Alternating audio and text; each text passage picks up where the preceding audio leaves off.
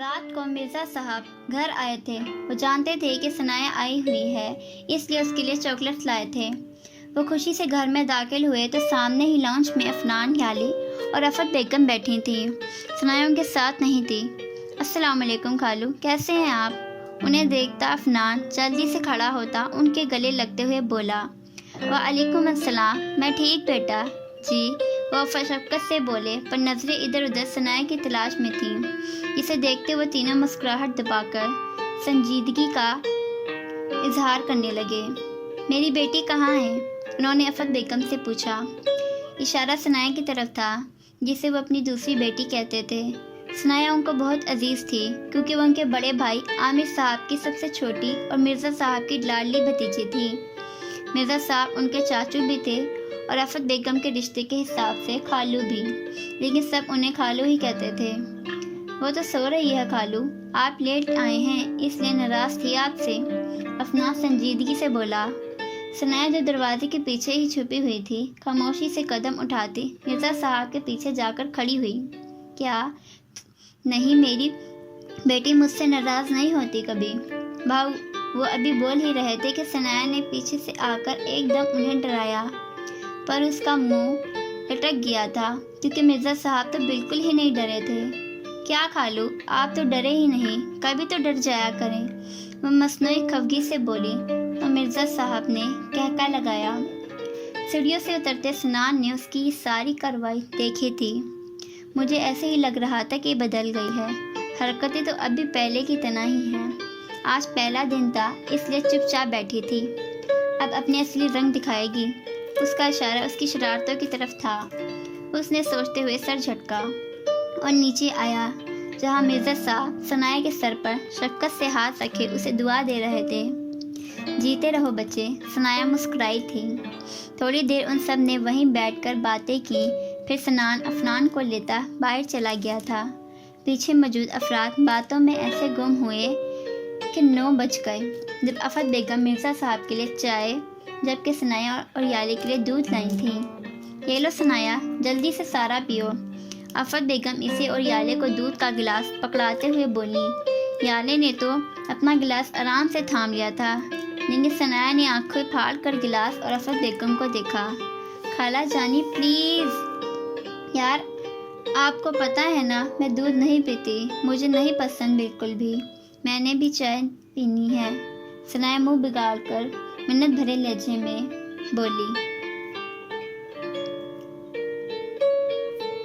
مرزا صاحب چائے کے سپ لیتے ان کو بڑے مزے سے دیکھ رہے تھے۔ یالے دودھ پیتی ثنایا کے چہرے کے ریاکشن انجوائے کر رہی تھی۔ نہیں، کوئی چائے نہیں ہے، آج دودھ پیو، کل صبح چائے ملے گی، وہ بھی بس ایک ٹائم ناشتے کے وقت۔ آج سے رات کو ہمیشہ تم دودھ ہی پی کر سویا کرو گی، صحت دیکھو اپنی، رفعت بیگم اس کو ٹپٹتے ہوئے بولی۔ ہے اللہ اللہ خالہ، میں چائے کے بغیر نہیں رہ سکتی، میرا بی پی لو ہو جاتا ہے اور سر میں بھی درد ہوتا ہے، پلیز میں نے نہیں پینا دودھ، وہ منہ بگاڑ کر بولی۔ چائے نہ پینے سے بی پی لو؟ واہ، مرزا صاحب اس کے بہانے پر ہنستے ہوئے بولے۔ خالو آپ تو میری سائڈ لینا، ثنایا نے ان کو ہنستے دیکھ کر خفگی سے کہا۔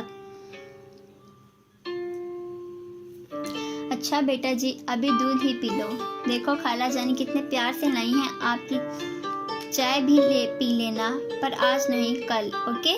مرزا صاحب کے پیار سے کہنے پر وہ ایک خفگی بھری نظر خالہ پر ڈالتی دودھ کا گلاس تھام گئی، لیکن اسے بیٹھتے ہوئے اس نے چہرے کے اتنے ریاکشنز بنائے تھے کہ یالے ہنس ہنس کے لوٹ بوٹ ہو گئی۔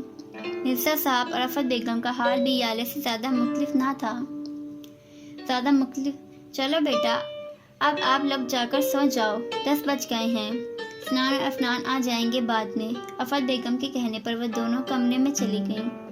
پیچھے سے مرزا صاحب اور رفعت بیگم بھی تھوڑی دیر بعد اپنے کمرے کی جانب بڑھ گئے۔ کمرے میں آ کر ان دونوں نے نماز ادا کی اور سونے کے لیے لیٹ گئے۔ ثنایا یالے کے برابر بیٹھ کے دائیں جانب لیٹی ہوئی تھی، ان دونوں کا رخ ایک دوسرے کی طرف تھا۔ کمرے میں مدھم روشنی والا بلب جل رہا تھا۔ یالے ثنایا کے چہرے پر کچھ کھوج رہی تھی، جبکہ وہ بظاہر تو وہ اس کی طرف چہرے کے لیے کیے ہوئے تھی، پر کھوئی ہوئی کہیں اپنے ہی خیالوں میں تھی۔ کیا مس کر رہی ہو انہیں؟ یالے کی آواز نے اسے خیالوں سے باہر نکالا۔ بابا اور بھائیوں کو یاد کر رہی ہوں، پر انہیں یاد نہیں کر رہی۔ بس میں یہ سوچ رہی تھی کہ وہ کیا کر رہے ہوں گے جب سے میں یہاں آئی ہوں۔ کیا انہیں غلطی سے ہی صحیح ایک بار بھی میرا خیال آیا ہوگا؟ وہ جانتی تھی یالے کس کا پوچھ رہی ہے۔ اس نے صاف گوئی سے بیان کیا۔ کیا اتنی محبت کرتی ہے ان سے؟ یالے نے ہنوز اس کے چہرے پر نظریں جمائے مدھم آواز میں پوچھا۔ محبت نہیں ہے یالے، بس وہ اچھے لگتے ہیں۔ میں کہتی ہوں کہ مجھے ان سے محبت ہے، پر میں جانتی ہوں یہ محبت نہیں۔ ایک لڑکی اپنی زندگی اور اپنے ہم سفر کے لیے بہت خواب دیکھتی ہے، اور پتہ ہے میں جب ان کو دیکھتی ہوں وہ مجھے ہر لحاظ سے پرفیکٹ لگتے ہیں۔ وہ کسی بھی لڑکی کا آئیڈیل ہو سکتے ہیں، اس لیے وہ مجھے بہت اچھے لگتے ہیں۔ میں کہتی ہوں کہ مجھے ان سے محبت ہے، پر کبھی کبھی میں خود نہیں سمجھ پاتی کہ کیا سچ میں یہ محبت ہے۔ میں نہیں جانتی یہ محبت ہے یا نہیں، پر مجھے اتنا پتہ ہے جب وہ میرے محرم بنیں گے نا، تب مجھے ان سے سچی والی بے پناہ محبت ہوگی، اور میں چاہتی ہوں وہ میرے محرم بن جائیں۔ ثنایا کے کہنے پر یالے مسکرائی۔ اللہ پاک وہ کر دیں جو تمہارے اور ان کے حق میں بہتر ہے۔ آمین، یالے نے دل میں دعا کی تھی اور آنکھیں موند گئی۔ ثنایا کروٹیں بدل کر تھک گئی، پر نیند نے تو جیسے قسم کھا رکھی تھی نہ آنے کی۔ ایک نئی جگہ اور اوپر سے چائے نہ پینے سے سر درد، بھلا وہ کیسے سو سکتی تھی؟ اس نے سائڈ ٹیبل پر پڑی چھوٹی گول گھڑی پر ٹائم دیکھا، جہاں 11:10 ہو رہے تھے۔ وہ اپنی جگہ پر اٹھ بیٹھی۔ اس نے یالے کو آواز دی، یالے، پر وہ شاید گہری نیند میں تھی۔ یالے اٹھو، ثنایا نے کہتے ہوئے اس کا کندھا ہلایا۔ یالے نے زبردستی اپنی آنکھوں کو کھول کر سامنے بیٹھی ثنایا کو دیکھا۔ کیا ہوا یار؟ یالے خمار بھری آواز میں بولی۔ مجھے چائے پینی ہے، آ جاؤ چائے بنانے چلتے ہیں پلیز۔ مجھے نیند نہیں آ رہی اور سر میں بہت درد ہو رہا ہے، وہ منت بھرے لہجے میں بولی۔ تو نہ چائے یالے کو اپنی پیاری نیند کو اس کے لیے قربان کرنا پڑا۔ چلو آ جاؤ، ثنایا جلدی سے بیڈ سے اترتی اس کو ایسے ہی اپنے ساتھ گھسیٹ کر کچن میں لے آئی۔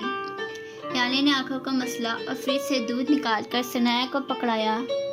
سامنے پڑی پتیلی کو ثنایا نے اٹھا کر چولہے پر رکھا اور پھر چائے کا پانی ڈالا۔ یار ثنایا تم چائے بناؤ، میں منہ دھو کر آتی ہوں، نہیں تو میری آنکھیں بند ہو جائیں گی۔ یالے آنکھوں کو زبردستی کھولتے ہوئے بولی۔ ہاں ٹھیک ہے، ثنایا کے کہنے پر وہ فوراً کچن سے نکل گئی۔ سنان جو کچن میں پانی لینے کی غرض سے آیا تھا، کچن میں لائٹ کو چلتے دیکھ کر حیران ہوا۔ وہ اور افنان تقریباً 15-20 منٹ پہلے ہی واپس آئے تھے۔ افنان تو آدھے ہی سو گیا تھا، پر سنان جاگ رہا تھا۔ اس کی نظر پانی کی خالی جگ پر پڑی تو وہ پانی لینے کچن میں آیا تھا، تاکہ رات کو اگر افنان کو پیاس لگے تو اسے مسئلہ نہ ہو۔ وہ جیسے ہی کچن کے دروازے پر پہنچا، سامنے ہی نظریں ثنایا کی پشت پر پڑیں، جو چائے بنانے میں گم تھی۔ گلے میں ڈالا ہوا دوپٹہ دونوں کندھوں پر پھیلا ہوا تھا، بالوں کا ڈھیلا سا جوڑا بنایا ہوا تھا، جہاں سے بہت سے بال باہر بکھرے ہوئے تھے۔ تھوڑی دیر کے لیے تو وہ اسے ایسی ہی دیکھتا رہا، جو شاید چائے میں چینی ڈال رہی تھی۔ ماشاء اللہ، یہ مس نکھریلی تو بہت خوبصورت ہو گئی ہیں، اس نے دل میں سوچا۔ ایک منٹ میں کیوں اس ٹلائل نکھریلی کی تعریف کر رہا ہوں۔ اس نے فوراً اپنے دل کو ڈپٹا اور اسے مخاطب کرنے کے لیے لب کھولے ہی تھے کہ کچھ سوچ کر چپ ہو گیا۔ چہرے پر ایک دم شرارتی مسکراہٹ نمودار ہوئی اور چمکیلی بھوری آنکھوں اور زیادہ چمکی تھیں۔ اسے ثنایا کو شام والی حرکت یاد آئی، اس لیے خاموشی سے قدم اٹھاتا اس کے پیچھے جا کر کھڑا ہوا اور آہستہ آواز میں بولا، بھاؤ ثنایا اپنے پیچھے سے کسی کی آواز سنتی ایک دم کھو سے چیخ مارتی پلٹی تھی۔ اسی بڑبڑی میں اس کے ہاتھ کی پشت جوہلے پر پڑی گرم پتیلی سے جا ٹکرائی۔ آنکھیں بند کرتے ہوئے ایک دم سسکی تھی اور پھر فوراً آنکھیں کھول کر سامنے دیکھا، جہاں سنان ایک دم سنجیدہ ہوتا اسے دیکھ رہا تھا۔ ثنایا کی آنکھوں میں جہاں ڈر سے نمی آئی تھی، وہیں اپنا ہاتھ کی پشت پر ہوتی جلن سے اور زیادہ بڑھنے لگی تھی۔ ٹھوڑی ہلکا سا کپائی تھی۔ سنان اس کی آنکھوں میں خوف اور تکلیف سے بڑھتی نمی کو دیکھتا پریشان سا ہو گیا۔